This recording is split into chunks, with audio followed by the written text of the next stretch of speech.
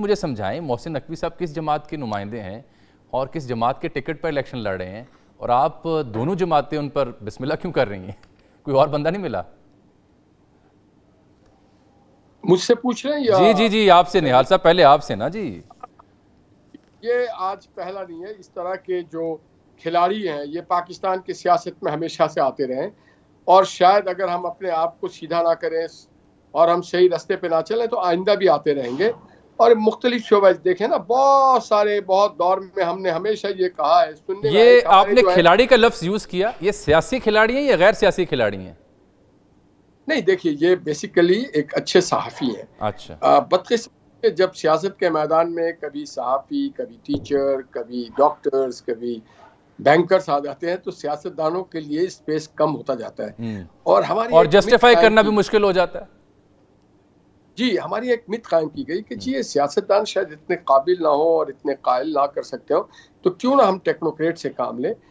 Technocrat ضرور اپنے شعبے میں بہت کامیاب ہوں گے، مگر ٹیکنوکریٹ سیاست کے میدان ایک بڑا مشکل ترین ہے، اس میں بڑا صبر، بڑی پیشنز اور بڑی قربانیوں کے بعد حاصل کیا جاتا ہے۔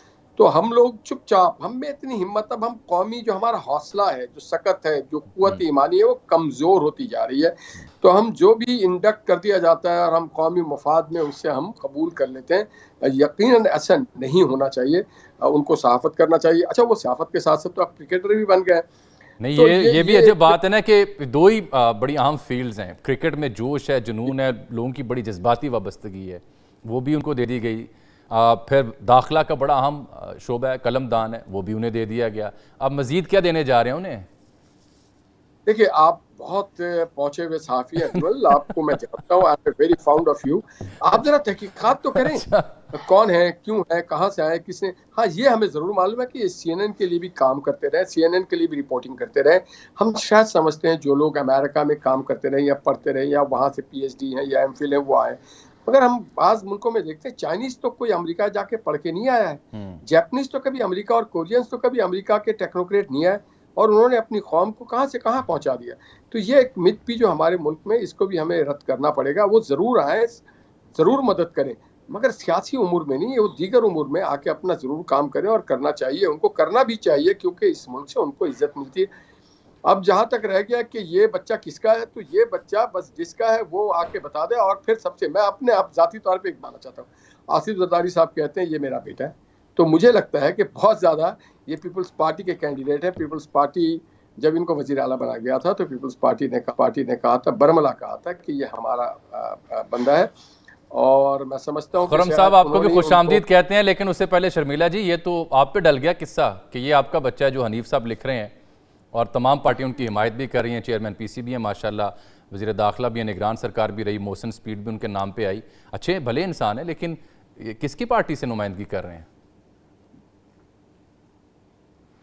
جی کہنے کو تو دیکھیے ہمارے ہر کسی سے اچھے تعلقات ہیں، ہماری دشمنی تو کسی سے نہیں ہے، لڑائی تو کسی سے نہیں ہے، ہماری تو لڑائی بے روزگاری، غربت اور مہنگائی سے ہے۔ اب یہ جو حکومت آئی ہے اس میں ہم نے وزیر اعظم کو سپورٹ کیا ہے، میاں شہباز شریف صاحب کو۔ پیپلز پارٹی کے پاس وہ نمبرز تھے جس کے بغیر وہ وزیر اعظم نہیں بن سکتے تھے۔ اب کابینہ میں وہ کس کو لیتے ہیں کس کو نہیں لیتے، that is the prime minister prerogative. ہماری تو کابینہ نہیں ہے، ہمارا تو کوئی وہاں پر نہیں ہے۔ اچھا، آپ کے اس سے کوئی لینا دینا نہیں ہے؟ اب وزیر اعظم ہمارا کابینہ سے اور کسی بھی شخص سے، کیا واڈا صاحب اگر سینیٹر بننے جا رہے ہیں تو انہیں حمایت کریں گے آپ پہ، فیصل واڈا صاحب؟ دیکھیے پیپلز پارٹی نے اپنی لسٹ آف کینڈیڈیٹس جو ہے وہ شائع کر دی ہے، جتنے ہم نے کینڈیڈیٹس فیلڈ کرنے تھے وہ پیپلز پارٹی کے ٹکٹ کے اوپر فیلڈ ہوئے ہیں۔ واڈا صاحب اگر یا کوئی اور اگر انڈیپینڈنٹ لڑنا چاہتا ہے الیکشن، سو بسم اللہ، آپ اس کو روک تو نہیں سکتے۔ چلیے خرم شہزاد ویک صاحب ہم تو اپنے کینڈیڈیٹس کی حمایت کریں گے۔ پیٹکاری کا جہاں تک معاملہ ہے، اس میں پیپلز پارٹی کا تو ہمیشہ سے موقف رہا ہے کہ لوگ بے روزگار ہو جائیں گے، وہ تو آپ سے کنسنسس نہیں کرتے دکھائی دے رہے۔ آئی ایم ایف کی توجہ نجکاری پہ بھی ہے، ڈو مور پہ بھی ہے، بجلی مزید مہنگی کرنے پر بھی ہے، کیسے سلجھے گی یہ گتھی جب کہ آپ خود اکثریت میں نہیں ہیں؟ بسم اللہ الرحمن الرحیم۔ افضل بھائی، آپ نے جو شروع میں بات کی خدا کے حوالے سے، میں اس پہ پہلے بات کرنا چاہوں گا اگر آپ کی اجازت۔ بسم اللہ، ضرور۔ तब से बचपन से बल्कि जवानी से सुनवानी से सुन रहा हूँ कि मुल्क एक अजीब हंगामी सूरत हाल पे है, हम हालाती जंग में हैं। बहुत सारी हुकूमत आई, बहुत सारी हुकूमतें गईं, हम हालाती जंग से निकल नहीं पाए। जब भी किसी की इस तरह की शहादत की बात सुनता हूँ तो दिल को बहुत तकलीफ होती है कि हमारे माओं ने इसलिए बच्चे नहीं जने कि वो मैदान जंग में काम आ जाए और शहादत के रुतबे पर फायज हो जाए। शायद दुनिया में हम बदनसीब लोग हैं जहाँ पे इस तरह के हालात से हम दो चार हैं, नस्ल दर नस्ल। हमें चाहिए कि हम बैठें, सारे स्टेक होल्डर्स को लेके बैठें और अपने पॉलिसीज़ पे हम नज़रसानी करें, अपने रवैयों पे, अपने एटीट्यूड पे, अपने गुफ्तगू पे, अपने कलाम पे, अपने सलाम पे हमें बात करना पड़ेगा। निहाल भाई, बड़ी कि खूबसूरत आपकी बात है सुनने में, लेकिन पहल तो वो करता है ना जो हुकूमत में होता है, जिसके पास अक्सरियत है, जिसके पास इक़्तिदार है। क्या इखलाकी तौर पर उसे पहल नहीं करनी चाहिए? माजी में मोहम्मद नवाज शरीफ साहब ने इसमें आपको याद होगा कि वो 4 सद्दे भी गए, वो 9-0 भी गए, वो कादिर मक्सी साहब के पास भी गए, पलेजो साहब के पास भी गए, चकजई साहब के पास भी गए, अलगर्ज सब के पास गए, वो इमरान खान साहब के पास भी गए। मुल्क को आगे बढ़ना है हमारे। उसके बाद जब हम एक बहुत अच्छे स्टेबल पॉलिटिकल सिचुएशन में होंगे, जब हर तरफ हमारे चैन की बांसुरी बज रही होगी, तो यकीन करें जो सफ़र 20 साल का है वो सफ़र हम शायद 5 साल में तय कर लें।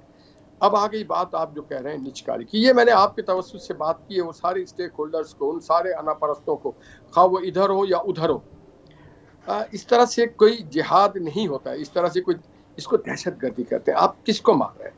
आप जिन फौजी अफसरान और जवानों को शहीद कर रहे हैं वो आपके हम मजहब भाई हैं, हम ज़बान भाई हैं, आपके मुहाफिज हैं।